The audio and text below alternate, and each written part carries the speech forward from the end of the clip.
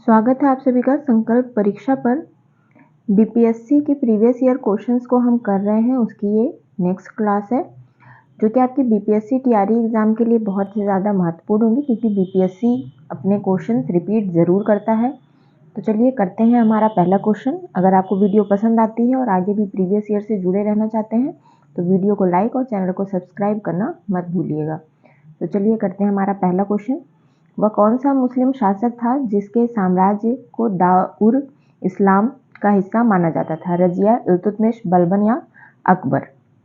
तो option number B correct हो जाएगा। इल्तुतमिश जो है ये ऐसे शासक थे जिसके साम्राज्य को दाउर इस्लाम का हिस्सा माना जाता था। अब दाउर इस्लाम का मतलब क्या होता है ये भी मैं आपको बता देती हूँ। दाउर इस्लाम का मतलब होता है इस्लाम का निवास।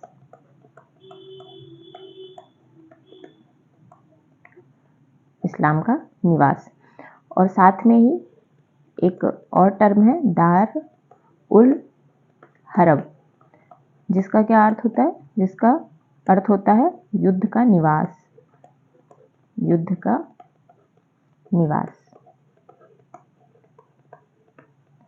तो ऑप्शन नंबर बी आपका करेक्ट हो जाएगा। दाऊर इस्लाम जो है वो इल्तुतमिश के शासक जो है उनके साम्राज्य में यह हिस्सा माना जाता है। नेक्स्ट क्वेश्चन है, इनमें से किसने खलीफा की शक्ति का विरोध किया? अलाउद्दीन खिलजी, मोहम्मद बिन तुगलक, बलबन या उपर्युक्त में से कोई नहीं? तो ऑप्शन नंबर डी आपका करेक्ट हो जाएगा। इनमें से कोई नहीं, किसी ने भी खलीफा की शक्ति का विरोध नहीं किया था।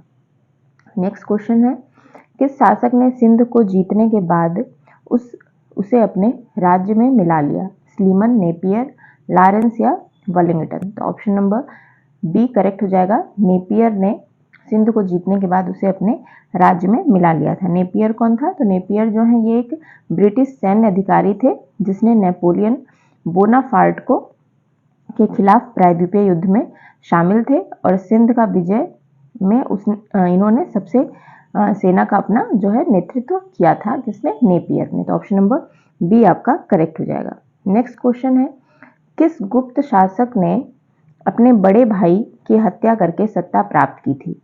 समुद्रगुप्त, चंद्रगुप्त द्वितीय, स्कंदगुप्त या Shrigupta? Option number B correct हो जाएगा। चंद्रगुप्त द्वितीय, जिन्हें हम किस नाम से जानते हैं? विक्रमादित्य।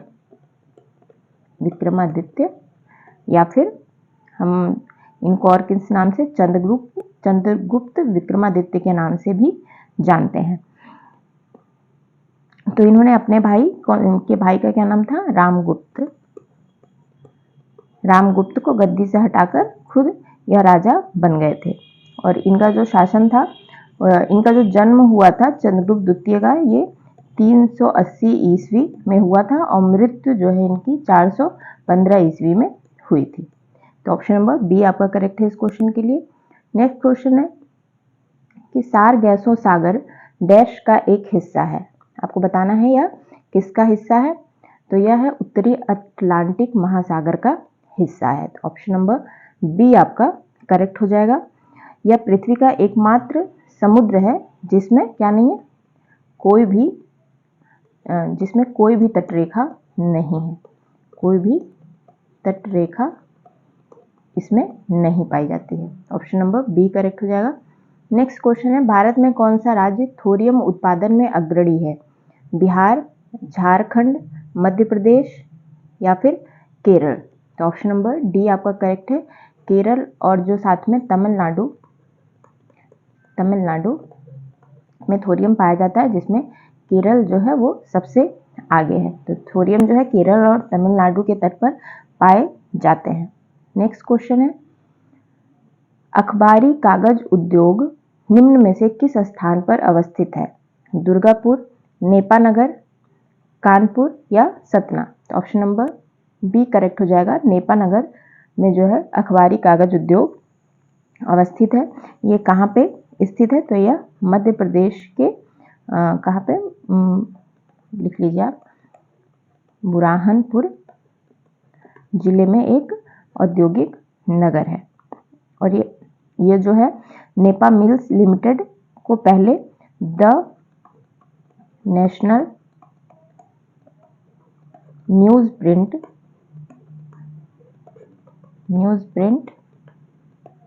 लिमिटेड के नाम से जाना जाता था। यह मूल रूप से 1947 तक जो है एक निजी उद्यमी के द्वारा शुरू की गई थी, जिसका प्रबंधन जो है 1949 में एमपी गवर्नमेंट ने अपने नियंत्रण में ले लिया था और 1959 में जो है यह केंद्र सरकार की कंपनी बन गई थी। 1959 में यह केंद्र सरकार की कंपनी हो गई थी।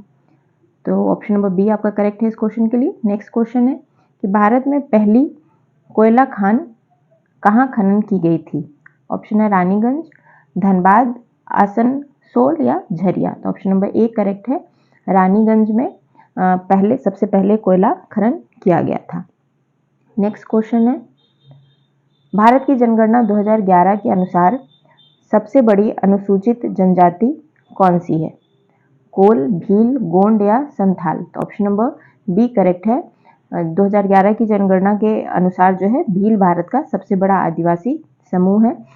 ये जो है भारत की कुल अनुसूचित जनजाति आबादी का लगभग कितने परसेंट है? तो यह 38% है। भील जनजातियां कहाँ पे?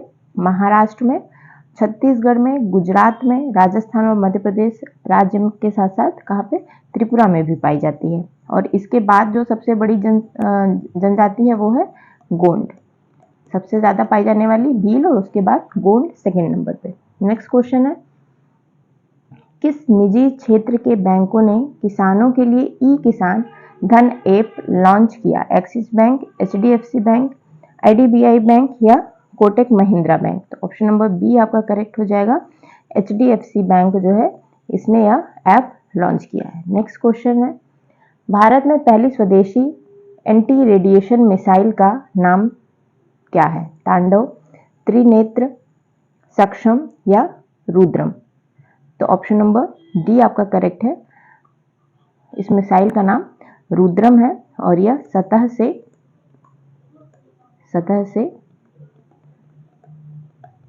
हवा में मार करने वाली मिसाइल है और भारत की पहली स्वदेशी एंटी रेडिएशन मिसाइल है। यह अक्टूबर 2020 में सफलतापूर्वक कहाँ पे? सुखोई 30 MKI जेट से इसको लॉन्च किया गया था। ऑप्शन नंबर डी करेक्ट हो जाएगा। नेक्स्ट क्वेश्चन है, आरंभिक नगर के संदर्भ में निम्नलिखित में से कौन सा कथन असत्य है? तो लगभग 4700 वर्ष पूर्व सिंधु नदी के तट पर कुछ आरंभिक नगर बसे थे, बिल्कुल सही है। सुलेमान और तीर्थक पहाड़ियां ऐसे क्षेत्र हैं जहां महिलाओं और पुरुषों ने सबसे पहले फसल उगाना शुरू किया था, यह भी सही है। बाद में लगभग 2500 वर्ष पूर्व ब्रह्मपुत्र नदी के तट पर नगरों का विकास हुआ, तो यह भी सही है। तो इसलिए आपका ऑप्शन हो जाएगा उपर्युक्त में से कोई नहीं, मतलब कि इसमें से कोई भी ऐसा ऑप्शन नहीं है जो असत्य है, तो इसलिए ऑप्शन नंबर डी आपका करेक्ट हो जाएगा। नेक्स्ट क्वेश्चन है, निम्नलिखित में से किस बंदरगाह को मुगल काल के दौरान बाबुल मक्का या मक्का का द्वार कहा जाता था? कालीकट, सूरत, खंभात या उपर्युक्त में से कोई नहीं। तो ऑप्शन नंबर बी आपका करेक्ट हो जाएगा, सूरत। नेक्स्ट क्वेश्चन है, नाथपंथियों, सिद्धों और योगियों ने भक्ति धर्म को कहाँ लोकप्रिय बनाया? उत्तरी भारत, दक्षिणी भारत, पूर्वी भारत या उपर्युक्त में से कोई नहीं। तो ऑप्शन नंबर ए करेक्ट है, नाथपंथियों, सिद्धों और योगियों ने जो है भक्ति धर्म को उत्तरी भारत में लोकप्रिय बनाया। नेक्स्ट क्वेश्चन है, दिल्ली सल्तनत के साहित्य से संबंधित निम्नलिखित में से कौन सा युग्म सही ढंग से सुमेलित नहीं है? तो नूह सिफर अमीर खुसरो बिल्कुल सही है, तुगलकनामा अमीर खुसरो बिल्कुल सही है, खजाइन उल फतूह मिनहाज उस सिराज ये गलत है। तो ऑप्शन नंबर सी आपका करेक्ट आंसर हो जाएगा, क्योंकि यह जो है सुमेलित नहीं है। नेक्स्ट क्वेश्चन है, दिल्ली सल्तनत काल में भूमापन के लिए प्रयुक्त पद क्या था? किस्मत ए गालिया, गालिया बख्शी, मसाहत या उपर्युक्त में से कोई नहीं। तो ऑप्शन नंबर सी करेक्ट है, भूमापन के लिए जो दिल्ली सल्तनत के काल में प्रयुक्त होता था पद, उसे हम मसाहत कहते थे।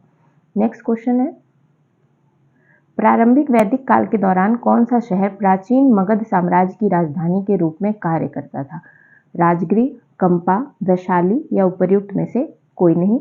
तो ऑप्शन नंबर ए करेक्ट है, राजगृह जो है यह मगध साम्राज्य की राजधानी के रूप में कार्य करता था। कब? प्रारंभिक वैदिक काल में। तो ऑप्शन नंबर ए करेक्ट हो जाएगा, अगर आपको वीडियो पसंद आ रही है तो लाइक करिएगा और आगे भी क्वेश्चन से जुड़े रहने के लिए चैनल को सब्सक्राइब करना मत भूलिएगा। नेक्स्ट क्वेश्चन है आपका, निम्नलिखित कथनों पर विचार करें। बाबर के भारत में आगमन के कारण क्या हुआ था? उपमहाद्वीप में बारूद का आगमन, क्षेत्र की वास्तुकला में मेहराब और गुंबद का परिचय, क्षेत्र में तैमूरिड राजवंश की स्थापना, या युद्ध में तोपों का प्रयोग।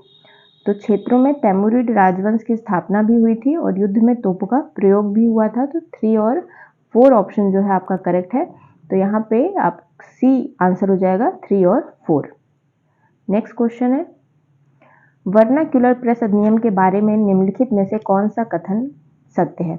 इसे लॉर्ड लिटन ने अधिनियमित किया था, बिल्कुल सही है। इसे गेंगिंग एक्ट के नाम से भी जाना जाने लगा, यह भी सही है। इसे अधिनियम को लॉर्ड रिपन ने निरस्त कर दिया था, यह भी बात बिल्कुल सही है। तो इसलिए आप इसमें से ऑप्शन जो चूज करेंगे वह होगा उपयुक्त सभी, option number D. Next question है, महाकाव्य महाभारत में कितने अध्याय या पर्व हैं? 15, 18, 21 या उपयुक्त में से कोई नहीं। तो महाकाव्य महाभारत में जो है वो टोटल 18 अध्याय हैं, ऑप्शन नंबर बी आपका करेक्ट हो जाएगा। नेक्स्ट क्वेश्चन है, वेन सिंह ने किस डैश के शासनकाल के दौरान कांची का दौरा किया था? आपको बताना है कि वेन सिंह किसके शासनकाल के दौरान इन्होंने कांची का दौरा किया था। तो ऑप्शन नंबर ए बिल्कुल करेक्ट है। नरसिंह वर्मन वन के शासनकाल के दौरान वेन सिंह ने सांग ने दौरा किया था, कहाँ का? कांची का। तो ऑप्शन नंबर ए आपका करेक्ट हो जाएगा। नेक्स्ट क्वेश्चन है, अभंग से आशय डैश से है? विठोबा को समर्पित भक्ति काव्य, बिल्कुल सही है। तो आप विठोबा या फिर विट्ठल जिसे हम कहते हैं, विट्ठल में भक्ति काव्य के लिए यह आशय अभंग का हम प्रयोग करते हैं। तो ऑप्शन नंबर ए करेक्ट हो जाएगा। नेक्स्ट क्वेश्चन है, मध्यकालीन भारतीय इतिहास के संदर्भ में खोखर शब्द क्या अर्थ है? खोखर शब्द का अर्थ आपसे पूछ रहा है मध्यकालीन भारतीय इतिहास के संदर्भ में। विजित भूमि के लिए भू राजस्व नीतियां, या भारतीय शासकों पर छापे के बाद एकत्र किया गया युद्ध के लूट का सामान, या आधुनिक पंजाब के पास के क्षेत्र में रहने वाले एक विशेष जनजाति। तो आपका ऑप्शन नंबर सी बिल्कुल करेक्ट है। खोखर शब्द का अर्थ जो है वो आधुनिक पंजाब के पास के क्षेत्र में रहने वाली एक विशेष जनजाति से है। नेक्स्ट क्वेश्चन है, निम्नलिखित में से किस रियासत के लिए लॉर्ड डलहौजी ने कहा था कि ये चेरी फल एक दिन हमारे ही मुंह में आकर गिरेगा? झांसी, नागपुर, संबलपुर या अवध? तो ऑप्शन नंबर डी आपका बिल्कुल करेक्ट है। अवध के लिए लॉर्ड डलहौजी ने ऐसा कहा था। नेक्स्ट क्वेश्चन है, अंग्रेजी शासन के दौरान निम्नलिखित में से किसको भारतीय शिक्षा का मैग्ना कार्टा माना जाता है? वुड्स डिस्पैच, हंटर आयोग, सार्जेंट कमीशन या उपयुक्त में से कोई नहीं। तो ऑप्शन नंबर ए आपका करेक्ट है। अंग्रेजी शासन के दौरान जो है वुड डिस्पैच को भारतीय शिक्षा का मैग्ना कार्टा माना जाता है। बीपीएससी के ये इंपॉर्टेंट क्वेश्चन जो प्रीवियस ईयर में आए हुए हैं, ये मैंने आपको आज 25 क्वेश्चंस कराए हैं। तो अगर आपको वीडियो पसंद आती है तो वीडियो को लाइक करिएगा और आगे भी इस सीरीज से जुड़े रहने के लिए चैनल को सब्सक्राइब करना, बेल आइकन को प्रेस करना मत भूलिएगा, वरना आपके पास नोटिफिकेशन नहीं जा पाएगा और आप अपनी तैयारी और भी बेहतर नहीं कर पाएंगे। तो चैनल को सब्सक्राइब करना बिल्कुल मत भूलिएगा। धन्यवाद।